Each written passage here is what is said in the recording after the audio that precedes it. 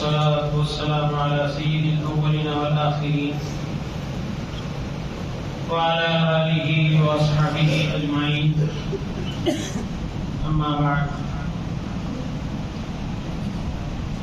بزرگان محترم، برادران عزیز، نہایت کم وقت میں اہم اور ضروری باتیں جن کا جاننا سیکھنا ہر مسلمان مرد عورت پر فرض ہے. اسلام میں دو قسم کے لوگ گزرے. پہلا طبقہ، پہلا گروپ تو وہ ہے جنہوں نے مال کو جمع ہونے دیا ہی نہیں. ادھر آتا تھا خرچ ہوتا تھا، ادھر آتا تھا خرچ ہوتا، یعنی اتنا مال جمع ہونے دیا ہی نہیں کہ ان پر زکوٰۃ واجب ہو. یعنی سال بھر کھا پی کے جو مقدار بیان کی گئی ہے اتنا جمع ہونے دیتے ہی نہیں تھے، دیتے ہی.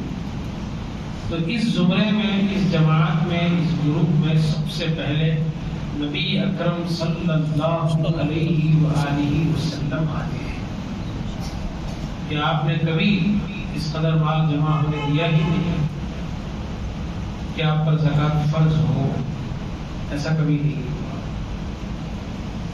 ایک ہے اور یہ سب سے اعلیٰ بلند ترین درجہ ہے کہ مال جمع ہونے دینا ہی نہیں، دیا ہی.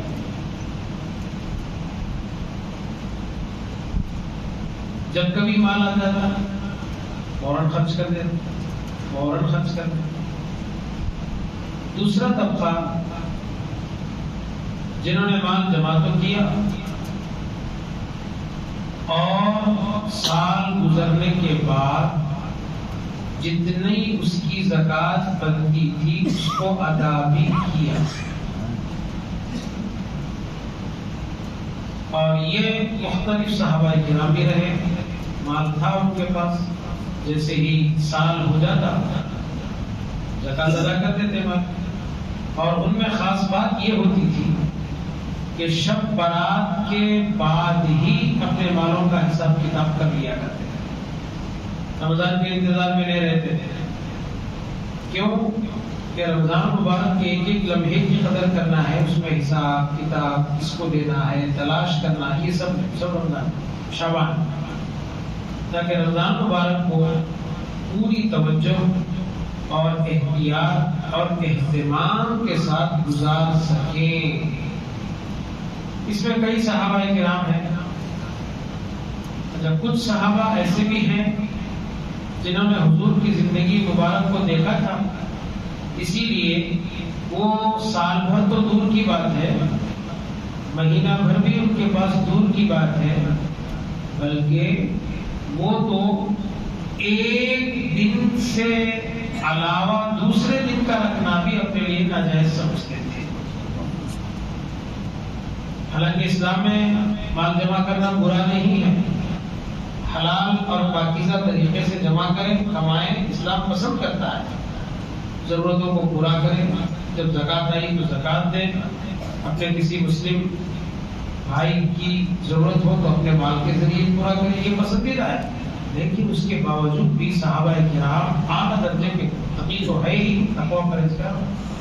لیکن نبی کریم صلی اللہ علیہ وسلم کو انہوں نے اس حال میں دیکھا تھا کہ آپ نے کبھی مال جمع ہونے نہیں دیا. ان میں سب سے نمایاں نام ملتا ہے حضرت سلمان فارسی رضی اللہ عنہ.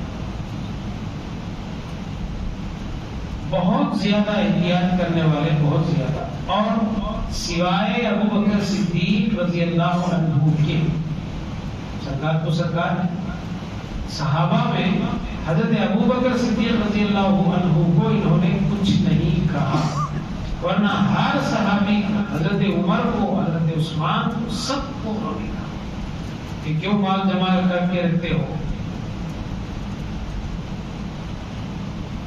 بیت المال میں اتنا مال کیوں جمع کیا ہے، باہر کیوں نکالتے، خرچ کیوں نہیں کرتے. حضرت عثمان، حضرت عمر، وہ لوگ ان کو بٹھاتے، تم جو کہہ رہے ہو وہ درست ہے، لیکن جمع کرنا برا نہیں ہے، جمع کر کے وقت پہ خرچ کرنا یہ اور اچھی بات ہے، اور اسلام منع نہیں کرتا اس کو۔ انہوں نے کہا ٹھیک ہے، لیکن میرے آقا کا حال کیا تھا، وہ حال کو کیوں نہیں دیکھتے؟ تو اس اعتبار سے مال کو حلال طریقے سے کمائیں، جمع کر کے رکھیں۔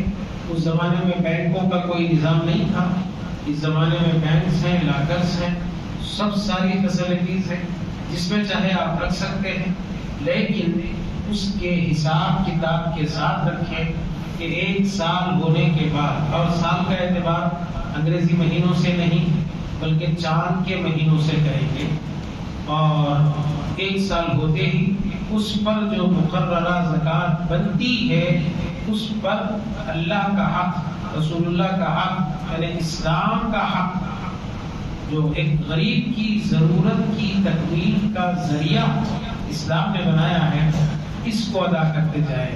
تو خلاصہ گفتگو یہ ہے کہ مال پاکیزہ طریقے سے، حلال طریقے سے کمانا بھی جائز ہے، جمع کرنا بھی جائز ہے، اور جمع ہونے کے بعد اس کی مقررہ سال گزرنے کے بعد اس پر زکوٰۃ ادا کرنا یہ بہت اچھی بات ہے۔ جو لوگ زکوٰۃ ادا نہیں کرتے، نبی پاک صلی اللہ علیہ وسلم کے پاس 2 عورتیں آئی کچھ مسئلہ دریافت کرنے کے لیے، کچھ پوچھنے کے لیے، تو حضور پاک صلی اللہ علیہ وسلم نے انہیں مسئلہ بتا دیا، اور وہ سونے کے کنگن پہنی ہوئی تھی، سونے کی چوڑیاں پہنی ہوئی، تو جاتے جاتے حضور نے فرمایا کہ کیا تم نے ان کنگنوں کی زکوٰۃ ادا کی؟ انہوں نے کہا رسول اللہ یہ ہم کو معلوم نہیں ادا کی۔ تو پھر ٹھیک ہے، اس طرح دنیا میں یہ سونے کے کنگن پہن کر پھر رہی ہو، قیامت کے دن دوزخ کے آگ کے کنگن پہننے کے لیے تیار ہو جاؤ۔ یہاں کی رسوائی کوئی رسوائی نہیں ہے، یہاں کی ذلت کوئی ذلت نہیں ہے، وہاں حضرت آدم سے لے کر رسول اللہ صلی اللہ علیہ وسلم تک ہوگی، وہاں کی رسوائی سب سے بڑی رسوائی ہے۔ اللہ سب کی حفاظت فرمائے اور اپنے مالوں کی مقررہ وقت پر زکوٰۃ ادا کرنے کی توفیق عطا فرمائے۔ صلی اللہ تعالی وسلم علی خیر خلقہ و آلہ و اصحابہ اجمعین، والحمد للہ رب العالمین۔